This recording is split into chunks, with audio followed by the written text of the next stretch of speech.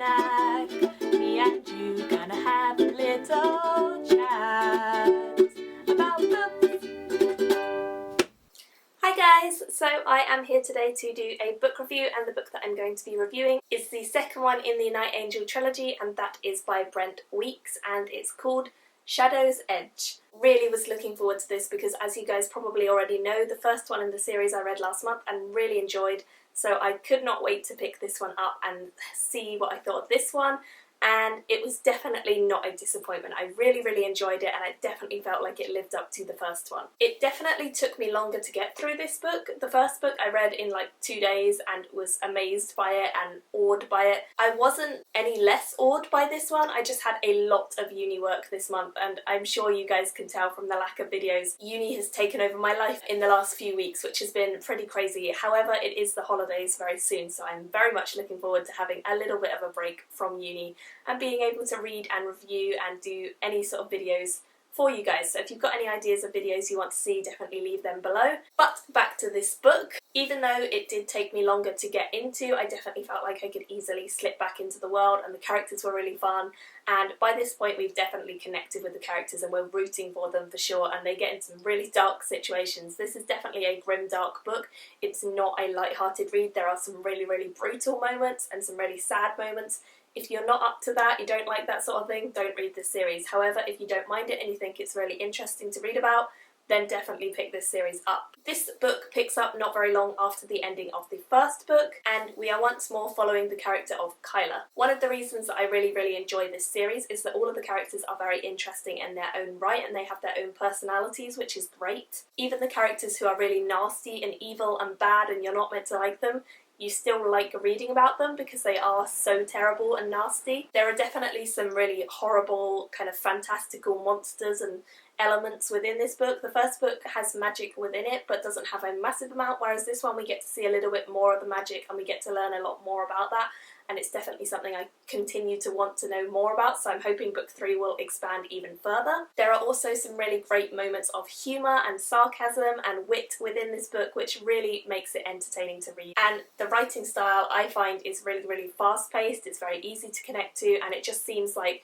the whole story is very quick and enjoyable and action-packed. I definitely feel like the intensity of the book and the storyline and the characters and the peril that they are in is definitely ramped up in this book compared to the first one. The first one was really chaotic in places, but this one is chaotic throughout, and that is because they are on all sorts of adventures. There's a lot going on. The beginning of this book was a little bit slow for me because our main characters are kind of in a bit of a slump. As it gets into about a third of the way through, it really picks up and races off and just was crazy and good from then on. I felt like I was constantly on my toes trying to guess what was happening, and it was really enjoyable. I love a book that keeps you guessing but doesn't bore you, and this one definitely does that. There's so many cool fight scenes within this book. The main character is really great at fighting, and we love watching him grow over the course of the book and discovering his full potential. Kyla isn't the only main character, mind you, but he is the one that we focus the most on. He's a really kind and generous person, but he's had a really hard life, and that's definitely rubbed off on him in some rather unusual ways.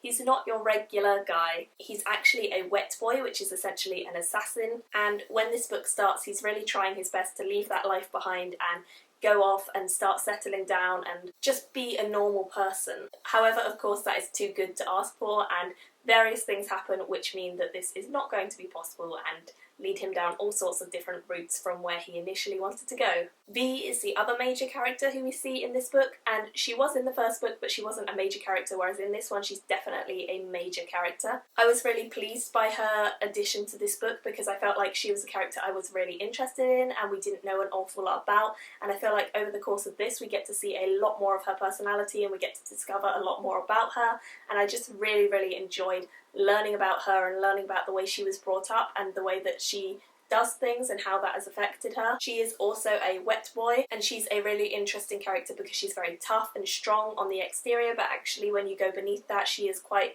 sentimental and she's quite easily hurt. And she's definitely been through some really terrible things to get to where she is, and you see a lot of that in this book. I felt like the two stories, Kyla's and V's, although they intertwined in different places, they were kind of singular stories about that character and showing their progression, and I felt like they were both as interesting as each other.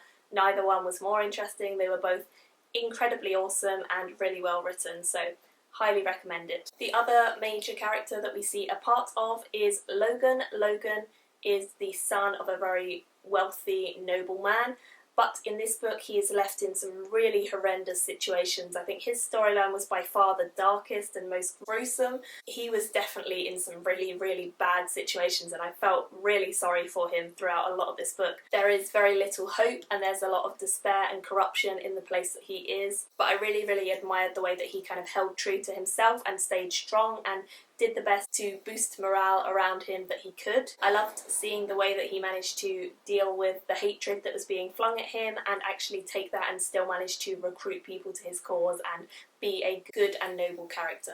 He's definitely one of my favourite in this series. I really love his character. I just think he is adorable, and the situation he's in for this whole book is so tragic. We don't only focus on these characters, we do have other minor characters as well, and we see different points of view at different points of the book, but mostly those three are the ones who we are focusing on, and of course all of their stories do gradually come together or meet at different intervals. I very, very much enjoyed visualising and seeing the various battles and cultures that we meet in this book, because we do get introduced to a few different cultures that we hadn't met before. I really felt like that was expanded upon. The first book we only focused on one sort of city, whereas this one we get a much larger focus on a few different cultures and a few different schemes that are happening. There were also moments where I felt like we were getting hints at what could be coming, because there are some storylines that don't actually converge with our main storyline, so I'm certain that they're going to come into play in the third book and be a massive dramatic ending, so I'm definitely looking forward to that. So far I am really, really enjoying the direction that this series is taking and the way that the characters have evolved and become better and more interesting, and their storylines have gone darker and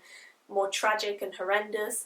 It's really dark, but there is a lot of joy in the book as well. There's a lot of moments of laughter and sarcasm and fun, and there's just a lot of action and a lot of intensity to this book. I would highly, highly recommend it. I really enjoyed it. I think the writing's great, and just as a whole, this book and this series is really captivating my attention. I definitely want to pick up the third one ASAP, because I'm loving it. But yeah, I ended up giving this one, unsurprisingly, a 5 out of 5 stars, and I would highly, highly recommend this to you guys if you've not read it yet.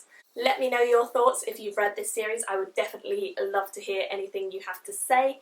Thank you all for watching, and I will see you all very, very soon in another video. Bye! Me and you gonna have a little chat about the